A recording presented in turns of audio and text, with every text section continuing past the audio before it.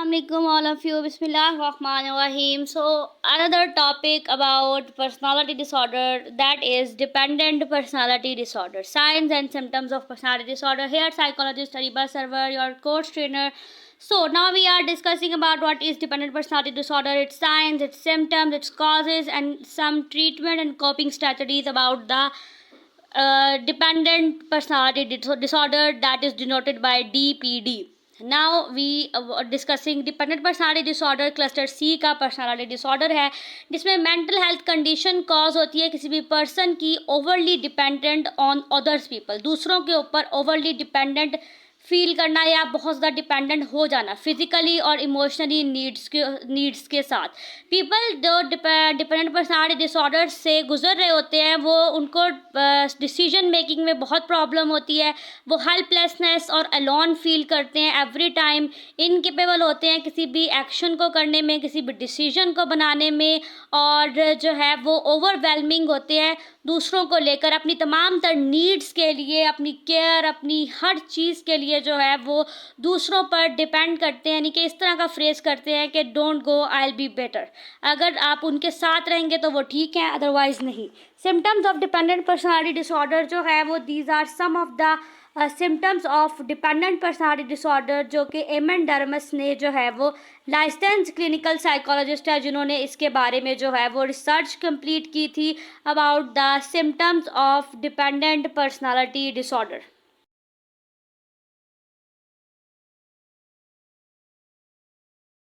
Symptom of dependent personality disorder में being uncomfortable when alone, अगर अकेले हैं तो कंफर्टेबल फील नहीं करेंगे, हमेशा उनके ऊपर जो है वो एक अबेंडेंट फेयर रहेगा, इनकेपेबल होते हैं, अपनी रिस्पॉन्सिबिलिटीज़ को हैंडल नहीं कर पाते, अपनी फीलिंग्स को कंट्रोल नहीं कर पा रहे होते, हर वक्त उन्हें किसी ना किसी की एडवाइस की, इमोशनल की या इमोशनल सपोर्ट की, अश्योरेंस की जो है वो नीड रहती है। उस वो कभी भी अपने जो है वो ऑर्डिनरी डिसीजंस भी खुद नहीं ले पाते, उन्हें बहुत ट्रबल फील होती है, इंडिपेंडेंट नहीं के अंदर जो है वो इंडिपेंडेंसी इश्यूज़ बहुत ज़्यादा होते हैं, अपने सच एज़ खाने पीने के लिए भी इन्हें किसी की सपोर्ट की ज़रूरत होती है। ये बहुत कंफर्टेबल फील करते हैं अगर इनके साथ कोई मौजूद है और इनके डिसीजन मेकिंग में इनकी हेल्प कर रहा है। तो सिम्टम्स ये ओवरली सेंसिटिव होते हैं, हमेशा एक क्रिटिसिज्म में रहते हैं, डिसअप्रूवल फील करते हैं अपने बारे में, और अनएबल डिसएग्री होते हैं अपने फेयर ऑफ लूजिंग अप्रूवल के ऊपर, अपने किसी भी डिसीजन के अप्रूवल पर बहुत फेयर फील करते हैं, हमेशा हेल्पलेस रहते हैं। इनका हमेशा से जो है वो एक थिंकिंग पैटर्न होता है कि कोई इनके रिलेशनशिप को एंड ना करे और ये उसी के ज़रिए अपनी तमाम तर लाइफ के चैलेंजेस को जो है वो किसी के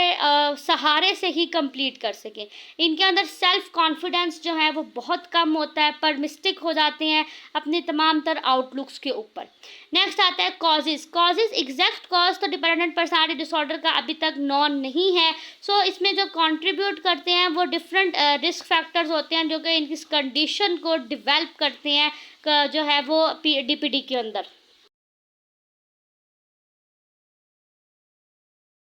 कॉज आता है वो है अब्यूसिव रिलेशनशिप, ऐसा रिलेशनशिप या अब्यूसिव जिसमें ग्रेटर रिस्क हो डिपेंडेंसी का। कोई पर्सन, ये 2017 में इसके ऊपर स्टडी की गई कि जो अनहेल्थी रिलेशनशिप्स या फिजिकल अब्यूज़ रिलेशनशिप या पेरेंटल इनडेफिनेटली जो है ये चीज़ बहुत ज़्यादा कॉज करती है डीपीडी को। उसके बाद जो है वो चाइल्डहुड एक्सपीरियंस, यानी कि एक्सपीरियंस इस तरह का रहा हो कि चाइल्डहुड में कोई थ्रेटिंग इलनेस हो या कोई निग्लेक्शन हो चाइल्ड की, फिर एक्सपीरियंस करता हो किसी चाइल्ड अब्यूज़ को, फिज़िकल अब्यूज़ को, इमोशनल अब्यूज़ को, तो वो उनके अंदर एक डर पैदा हो जाता है जिसकी वजह से वो हर वक्त किसी ना किसी के साथ अटैच रहना पसंद करते हैं। फिर जेनेटिक्स प्रॉब्लम, ऐसे फैक्टर्स जिसमें कोई डेवलपमेंटल कंडीशन ऐसी हो कि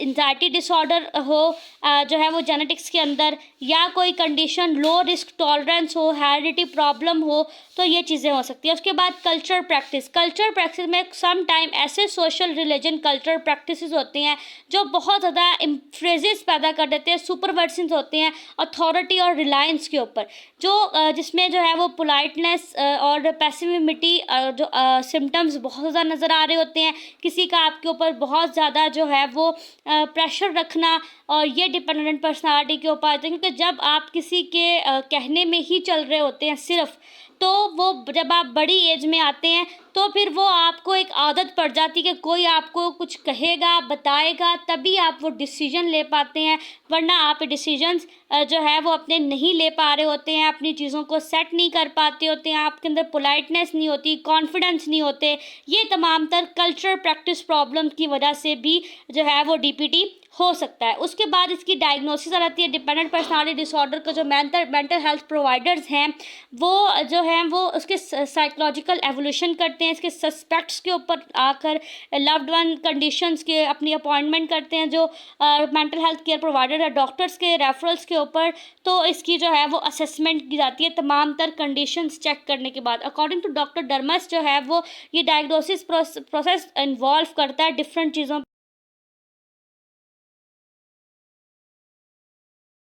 मेडिकल हिस्ट्री को जाना जाता है कि एक हेल्थ केयर प्रोवाइडर ऐसे क्वेश्चन पूछते हैं जो कि फैमिली और पर्सनल क्वेश्चन होते हैं, जिसमें कवर करते हैं कि कोई ऐसी पास्ट या प्रेजेंट में कोई ऐसी मेडिकेशन का इस्तेमाल तो नहीं कर रहा है जिसका एक्सपीरियंस जो है वो उसके ऊपर नेगेटिव पड़ रहा है। उसके बाद पर्सनालिटी टेस्ट किया जाता है जिसके ज़रिए वैलिडेट किया जाता है कि क्या ये उनके लिए आइडेंटिफाई काफ़ी हेल्पफुल होता है कि पर्सनालिटी डिसऑर्डर को जो है वो आइडेंटिफाई कर सकते हैं किसी भी पर्सन के अंदर। उसके बाद जो है क्लिनिकल इंटरव्यू किया जाता है। हेल्थ केयर प्रोवाइडर्स जो हैं वो क्लिनिकल इंटरव्यू कंडक्ट करते हैं, डिटेल्ड इंटरव्यू करते हैं जिसपे उसकी जो है वो ड्यूरेशन, सेवेरिटी, सिम्टम्स सब के ऊपर काम किया जाता है और उनसे अंडरस्टैंड किया जाता है उनकी थॉट्स को, उनकी फीलिंग्स, उसकी मोटिवेशंस को, ताकि पर्सनालिटी डिसऑर्डर जो है वो एक बिहेवियर प्रॉब्लम नहीं है, ये जो है वो बहुत ज़्यादा मोटिवेशन को डिस्ट्रॉय भी करते हैं। Borderline personality disorder, narcissistic personality disorder, ये भी प्रेस और वैलिडेशन पर आते हैं। इसलिए चेक किया जाता है कि क्या जो है डीपीटी के साथ कोई और पर्सनालिटी डिसऑर्डर तो अटैच नहीं है, तो क्या डिफरेंट रीजंस तो नहीं है इसके ऊपर। फिर अदर टेस्ट किए जाते हैं, यानी कि हेल्थ केयर प्रोवाइडर के ज़रिए फिजिकल एग्जामिनेशंस भी करवाई जाती हैं, साइकोलॉजिकल एग्जामिनेशंस भी की जाती हैं कि ये सिम्टम्स क्यों कॉज हो रहे हैं। फिर इसकी तमाम तर एवोल्यूशन की जाती है जो कि बेस्ड करती है हेल्थ केयर प्रोवाइडर के जो सिम्टम्स है, जो क्राइटेरिया अगर डिपेंडेंट पर्सनालिटी डिसऑर्डर के क्राइटेरिया से मैच कर रहे हो तो ये जो DSM-5 जो है मैनुअल है उसके ज़रिए तमाम तर जो है वो गाइडलाइंस को चेक किया जाता है। जो है डीपीटी का ट्रीटमेंट आ जाता है जिसमें इंडिविजुअल थेरेपी की जाती है सबसे पहले, ताकि साइकोथेरेपी के ऑप्शंस को देखा जाता है। साइकोडायनामिक थेरेपी का इस्तेमाल किया जाएगा, डायलैक्ट्रिक बिहेवियर थेरेपी का इस्तेमाल किया जाएगा या कॉग्निटिव बिहेवियर का थेरेपी का इस्तेमाल किया जाएगा, जो कि बहुत इफेक्टिव होती है साइको एलिमेंट प्रॉब्लमेटिक प्रॉब्लम्स और थॉट पैटर्न्स को जो है वो हेल्थी वे में इंकरेज करने के लिए और इसको जो है वो डिपेंडेंट पर्सनालिटी को इंडिपेंडेंट और सेल्फ रिलायंट पर्सनालिटी में कन्वर्ट करने के लिए। उसके बाद जो है वो ग्रुप थेरेपी का भी इस्तेमाल किया जाता है जिसमें प्रैक्टिस करवाई जाती है कि जो पर्सन है वो हेल्पफुल पैटर्न साबित हो, एविडेंट साबित हो कि इंसान अपनी लाइफ की सेटिंग खुद कर सकता है, डिसीजंस खुद बना सकता है, अपने एक्सपीरियंस की डिस्कशन और लर्निंग होती है। मेडिकेशन का इस्तेमाल करवाते हैं जिसमें हेल्थ केयर प्रोवाइडर जो है anti depressant, anti anxiety medication का यूज़ करते हैं अगर उस पर्सन के अंदर पर्सनालिटी डिसऑर्डर के साथ साथ डिप्रेशन और एंजाइटी भी जो है वो डायग्नोस हुई है। सबसे पहले जो है वो उन्हें अकेले रहना सिखाया जाता है कि वो अपने तमाम तर लाइफ चैलेंजेस को अकेले खुद से कर सकते हैं, उसे ईजियर बनाया जाता है। उन्हें जो है डिफ़िकल्ट टास्क रहते हैं, उनसे ग्रॉसरी शॉपिंग्स करवाई जाती हैं, उन्हें अकेले बाहर खाना खाने भेजा जाता है, रेस्टोरेंट्स भेजा जाता है, ताकि वो अपने आप में जो है कॉन्फिडेंट बिल्ड कर सके खुद ब खुद। उसके बाद उनसे सम फिजिकल एक्टिविटीज़ करवाई जाती है, यानी कि एक्सरसाइजेज, पुशअप्स, जो कि उन्हें लर्निंग प्रोवाइड करती है अपनी फिजिकल और मेंटल हेल्थ को स्ट्रॉन्ग बनाने के लिए और अपने आप को मज़ीद केपेबल करने के लिए, अपनी लाइफस्टाइल को चेंज करने के लिए, ताकि वो अपने अंदर कॉन्फिडेंस भी पैदा कर सकें, स्ट्रॉन्गनेस भी पैदा कर सकें, ताकि वो अपनी तमाम तर डिसीजंस को खुद सोच कर ले और दूसरों पर डिपेंडेंट ना हो। उसके बाद जो है वो उन्हें इंडिपेंडेंटली जो है वर्क प्लेसेस पर भेजा जाता है, वो अपने रिलेशनशिप को, अपने लव्ड वंस को आइडेंटिफाई करते हैं और उन पर डिपेंडेंट नहीं होते। उन्हें इंडिपेंडेंसी सिखाई जाती है विदाउट एनी सपोर्ट। उनको स्टेप बाय स्टेप जो है टाइम टू टाइम अपने तमाम टास्क को इन एवरी वीक और एवरी मंथ खुद से कंप्लीट करना सिखाया जाता है। उसके बाद उनको सिखाया जाता है कि वो खुद पर ट्रस्ट कर सकें, सेल्फ लिसनिंग करें, सेल्फ थॉट्स, फीलिंग्स और इंस्टिंक्ट्स को जानें और जो है दूसरों के डिसीजंस के ऊपर ना चले, दें, बल्कि अपने जो है वो तमाम तर डिसीजंस खुद लें, दूसरों की अटेंशन सीकिंग ना हो, उनके अंदर फेथ हो, एबिलिटी हो अपने तमाम तर आउटकम्स को हैंडल करने के लिए, चाहे वो कोई भी किसी भी तरह के हों। उसके बाद जो है वो एग्जामिन किया जाता है कि किस चीज़ की उन्हें लाइकिंग अप्रूवल चाहिए, इंजॉइंग अप्रूवल चाहिए, वो नीडिंग है या नहीं है, उनके तमाम तर फंक्शंस को जो है वो सेटल डाउन किया जाता है। ये होता है कोपिंग स्किल्स सिखाना।